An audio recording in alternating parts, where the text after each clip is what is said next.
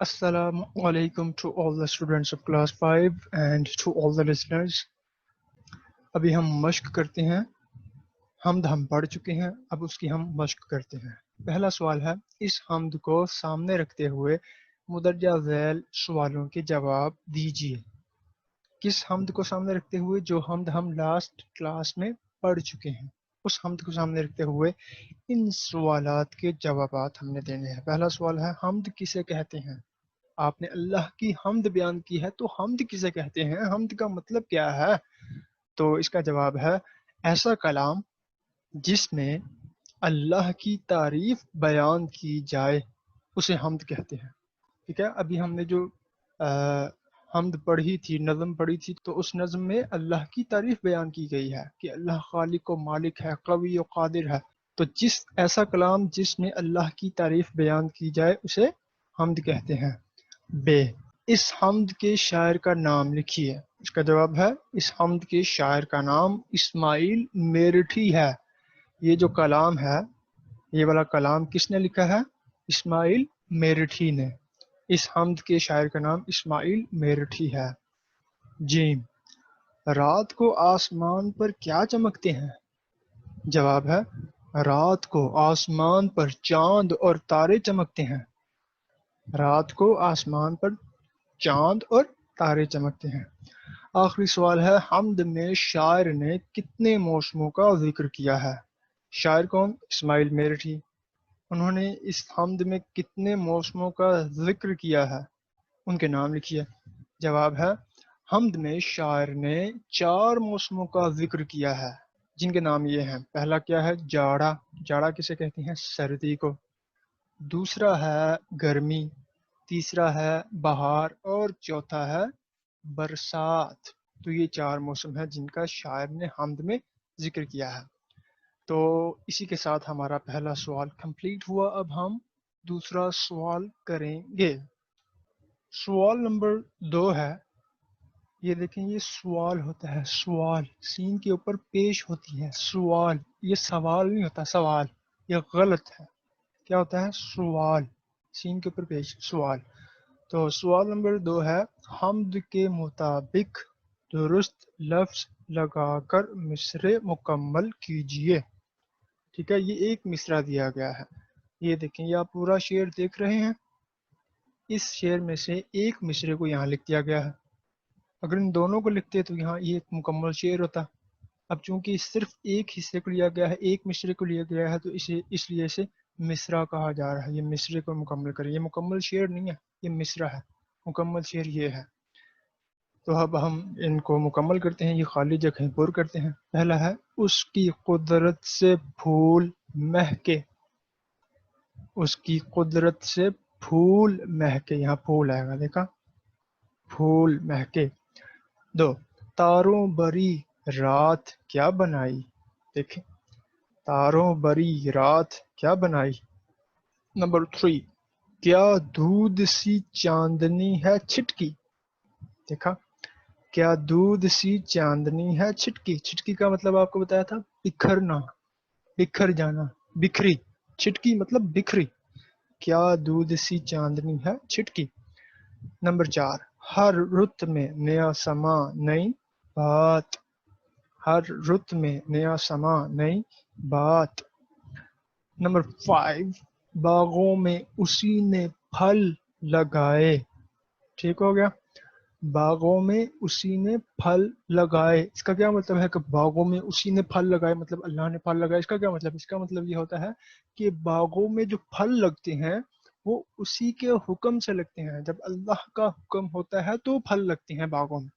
اگر اس کا حکم نہ ہو تو پتا بھی نہ ہلے, ایک پتا بھی نہ لگے, تو اسی کے حکم سے باغوں میں پھل لگتے ہیں. باغوں میں اسی نے پھل لگائے کا کیا مطلب ہے کہ باغوں میں جو پھل لگتے ہیں وہ اللہ کے حکم سے لگتے ہیں. تو دوسرا سوال بھی کمپلیٹ ہو گیا ہے. اب ہم تیسرے سوال کی جانب بڑھتے ہیں. سوال نمبر 3, مناسب الفاظ کی مدد سے خالی جگہ پر کیجیے. یہ مناسب الفاظ ہمیں دے دیے گئے ہیں, ان کی مدد سے ہم نے یہ خالی جگہیں پر کرنی ہیں. پہلا ہے, خدا کی بنائی ہوئی ہر چیز میں خوشنمائی ظاہر ہے. خوشنمائی آئے گا. خوشنمائی کا مطلب کیا ہے؟ خوبصورتی. خدا کی بنائی ہوئی ہر چیز میں خوشنمائی ظاہر ہے یعنی خوبصورتی ظاہر ہے. نمبر 2، تاروں بری رات خوبصورت بنائی ہے. رات، تاروں بری رات کیا بنائی؟ شعر پڑھا ہم نے، مصرع پڑھا بھی. تاروں بری رات خوبصورت بنائی ہے. نمبر 3، اللہ تعالی نے دن کو عجب صفائی بخشی ہے. صفائی بخشی ہے. اللہ تعالی نے دن کو عجب صفائی بخشی ہے.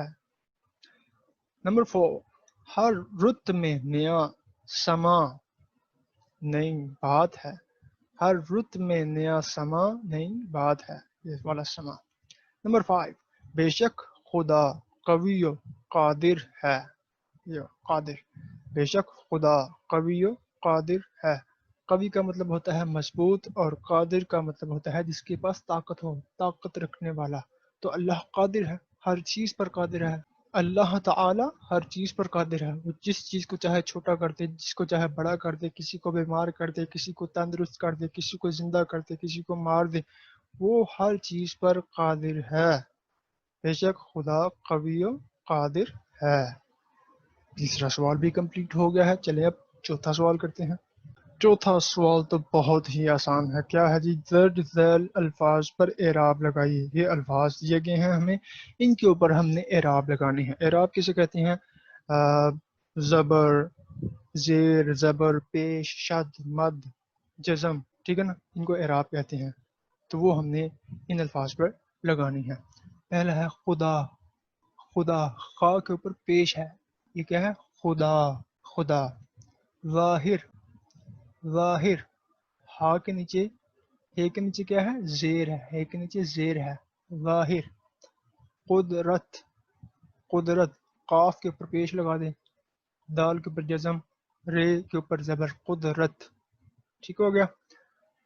عجب، آئن کے اوپر زبر اور جیم کے اوپر بھی زبر. عجب.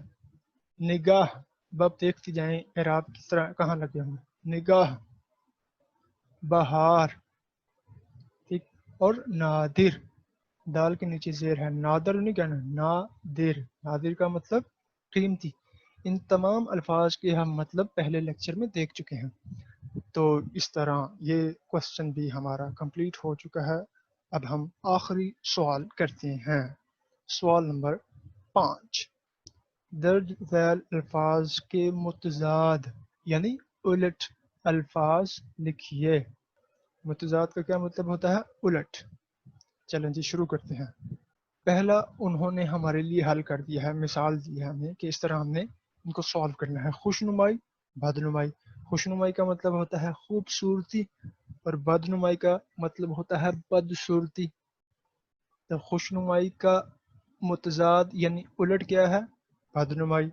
پھول، اگر کوئی پھول پیش کرتا ہے تو اگر آپ نیگیٹو ہیں، غصے والے ہیں، تو آپ اسے کانٹے پیش کر دیں گے. وہ آپ کو پھول پیش کر رہا ہے اور آپ اسے کانٹے پیش کر رہے ہیں، تو یہ متضاد ہوگا، الٹ ہوگا. پھول، کانٹے. بہار، خزاں. بہار، خزاں. رات، دن. الفاظ. جاڑا. جاڑا کسے کہتے ہیں؟ سردی کو کہتے ہیں. تو سردی کا الٹ کیا ہوگا؟ گرمی. جاڑا، گرمی. نیا، پرانا. نیا، پرانا. تو اس طرح ہم نے مشق کو کمپلیٹ کیا ہے. آپ اس کو لکھیں اور اس کی پریکٹس کریں، سمجھیں. انشاءاللہ نیکسٹ کلاس میں ہم اگلا مضمون یا نظم پڑھیں گے. تب تک کے لیے اللہ حافظ.